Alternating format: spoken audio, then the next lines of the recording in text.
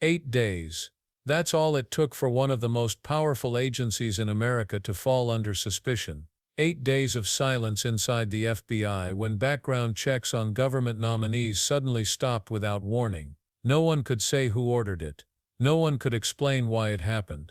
But when the Senate started asking questions, the answers they got only made things darker, because what began as a technical delay soon started to look like something much more deliberate, a pause that might have been used to protect political allies and erase inconvenient truths. When FBI Director Kash Patel sat before the Senate, he faced one of the most intense interrogations of his career. We can confirm that pursuant to my action, that grand jury testimony has been released, the transcript.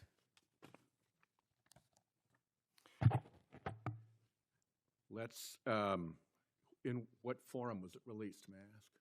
Publicly. Okay, we'll check on that. The FBI does background investigations. In the case of a U.S. attorney, Jeanine Pirro, it has come to light that in a civil proceeding, that Fox News executives, prior to her confirmation, called her, I'm quoting here, a reckless maniac who makes, quote, insane comments, and said, I don't trust her to be responsible, and noted her penchant for what they called random conspiracy theories on weird internet sites. My question to you is, did that turn up in her background investigation? For any background investigation, Senator, we do not discuss those publicly. And for every background investigation, when there's an adjudication, it is not made by me. It is made by the career professionals who run the inspection division and background check system. Do you know if that information was found? You see, we're an oversight body here, and there are really three possibilities here. One is that the FBI background investigation didn't find that stuff. That's worth noting because these investigations, full field background investigations, are supposed to find that stuff. That's possibility one. Possibility two is that the FBI did in fact find that information and then did not report it to the administration or to the committee. And the third is that you found it, you reported it to the administration, and they went ahead with her nomination knowing that she had been described as a reckless maniac who made insane comments, who wasn't trusted by colleagues to be responsible, and who had a penchant for random conspiracy theories on weird internet sites. Are you saying that this committee does not have any authority or reason to look into which of those things is true? This committee can look into anything it wishes. I'm telling you that the background investigations that are done by the HRD division are done by career individuals. They do not report the details of those to me. They adjudicate those independently and individually. That's how it's always been done. What happened during the pause of FBI background investigations that was alleged in the complaint against you and the FBI by the FBI agents who were terminated? On February 12th, Emil Bovee directed the FBI, quote, to pause any FBI background investigations of Trump nominees until Patel was confirmed, which happened on February 20th, is the general description of what they alleged. Why, do you know, were background investigations paused? Was it so material like this could be scrubbed out of them? And have they been resumed without that pause fully and normally after your arrival on February 20th? I can speak to the time period since I got there. Background investigations have been ongoing across the board at the FBI. Why was the pause, do you know? I was not there. Wasn't explained to you when you got there? Oh, by the way, boss, they've had an 8-day pause on background investigations. You think that would be something that would be explained to you at some point? Again, I leave it to the men and women at the HRD division to run background investigations. I do not interfere with them. I get that.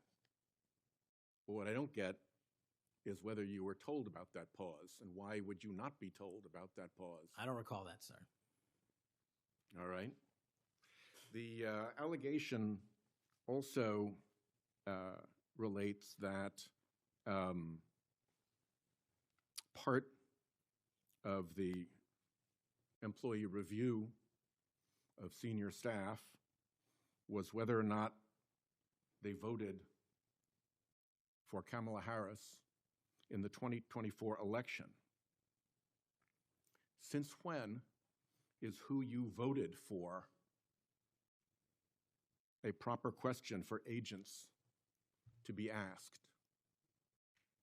I don't know what allegation you're referring to, Senator. If it's from an ongoing matter in litigation, I can't discuss that. But what I can discuss is I can only speak to the FBI's background investigations. There are other background investigations conducted across the government.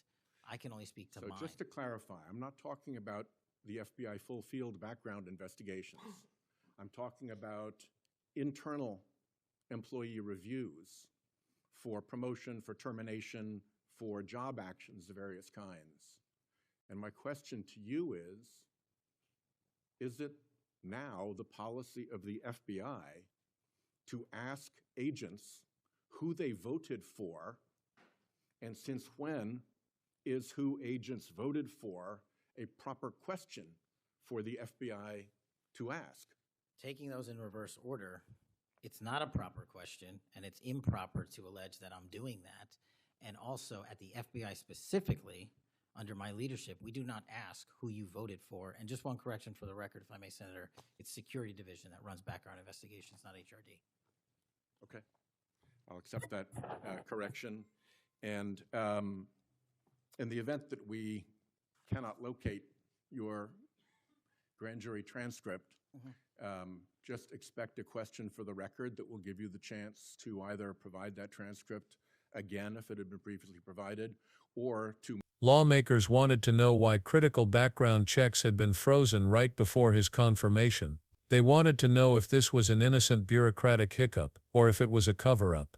And Patel's answers, they left everyone with even more questions. He insisted that everything was normal. That the FBI's vetting process was running across the board. But when pressed about whether anyone explained the pause to him when he arrived, Patel hesitated. He said he didn't recall being told about it. Think about that. The head of the FBI claiming he wasn't informed that every single background investigation had been paused for over a week. That silence didn't just sound strange, it sounded strategic, and that's what set off alarm bells. Because the pause ended the very same day Patel took office. Coincidence? Or coordination? Lawmakers couldn't ignore the timing, and neither could anyone watching. If the FBI's most sensitive vetting system could be quietly halted, even for a few days, it raised a chilling question: what else could be manipulated behind closed doors? But the real tension didn't come from the pause itself. It came from the possibility that it wasn't an isolated event. Senators had been hearing whispers for months, whispers about retribution lists, unusual firings, and internal investigations targeting specific names. And that's when one senator brought up the words that would electrify the hearing: the enemies list. According to reports, a list existed with roughly 60 names, people inside or around the Bureau who had supposedly fallen out of political favor. 20 of them, according to the senator, had already faced some kind of adverse action since Patel's arrival. When confronted, Patel flatly denied it. There is no enemies list, he said, but denial alone couldn't erase the pattern. Because even if the phrase enemies list was exaggerated, the numbers were not. In just 7 months, more than a third of the people on that alleged list had been reassigned, investigated, or dismissed. Coincidence again? Maybe. But the odds were getting harder to ignore. The senator's voice sharpened as he laid it out. You can call it whatever you want, Director. But the facts speak for themselves. If those numbers were true, it meant career agents, professionals who had served through multiple administrations, might be losing their jobs because of loyalty tests. And that's the kind of rot that spreads quietly until an entire institution starts to decay from within. Because when investigators begin fearing political retaliation more than the truth, justice itself becomes a performance. But the hearing didn't stop there. Patel had something else to answer for. His own words under oath. In an earlier appearance, he had told Congress he couldn't discuss what he'd said before a grand jury because of a court order. He implied that the judge had restricted him from revealing anything. But that story started to unravel. The very judge Patel cited, Chief Judge Boasberg, later clarified that no such order existed. In fact, the judge said witnesses are free to discuss their own testimony. So Patel's claim about being bound by secrecy wasn't true. When confronted, Patel shifted again, saying that the transcript had already been released publicly. Senators were stunned, not just by the contradiction, but by how casually he changed his answer. That moment changed the tone of the hearing. What had started as a question about background checks was now a test of credibility. If Patel had misled Congress once, how could anyone trust that his denials about the pause, or the enemies list, were any more accurate? The senator leaned forward and said what everyone was thinking, "So, Director, if the judge says there was no order, what exactly were you hiding behind?"